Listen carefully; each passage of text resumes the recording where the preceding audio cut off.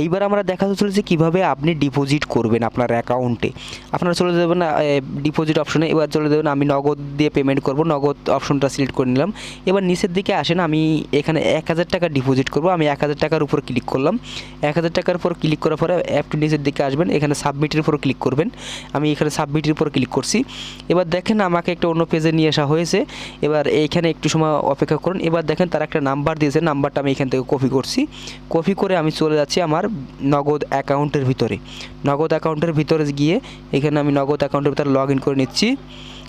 Log in করে নিয়ে যাওয়ার পরে এখান থেকে ক্যাশ আউটের উপর ক্লিক করব। এখানে নাম্বারটা দেবো, নাম্বারটা দেওয়ার আগে অবশ্যই এখানে মনে রাখবেন জিরোটা দিবেন। জিরোটা এখানে না, জিরোটা দেওয়া থাকে না, জিরোটা দিবেন। জিরোটা দিয়ে নাম্বারটা বসাই, এখানে পরিমাণটা বসাবেন। আমি 1000 টাকা দিয়ে এবার দেখেন এখানে 1000 টাকা দিয়ে আমি নেক্সটে দিচ্ছি। নেক্সটে দেওয়ার পরে এইখানে আমার পিন নাম্বারটা দিয়ে আমি এখানে আবার নেক্সটে দিচ্ছি।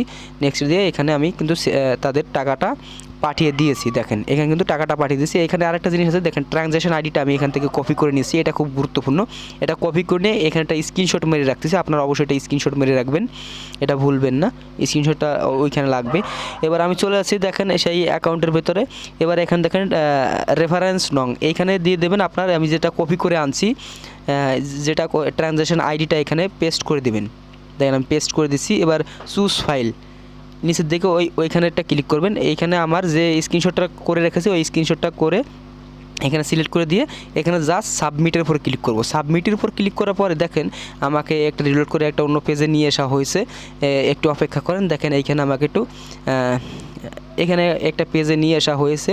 আমাকে কিছুক্ষণের ভেতর আমার অ্যাকাউন্টের ভেতর টাকাটা চলে আসবে। আমি হোম পেজে যাচ্ছি। হোম পেজে যাওয়ার পরে আমি একটু দেখি, আমার চেক করে দেখি যে আমার অ্যাকাউন্টে টাকাটা কি অ্যাড হয়েছে কি না। ঠিক আছে, এই জন্য আমি দেখেন এই যে দেখছেন এইখানে দেখেন ডিপোজিট 1000 টাকা সাকসেসফুলি। দেখেন আমার অ্যাকাউন্টে কিন্তু 1000 টাকা ডিপোজিট হয়ে গিয়েছে।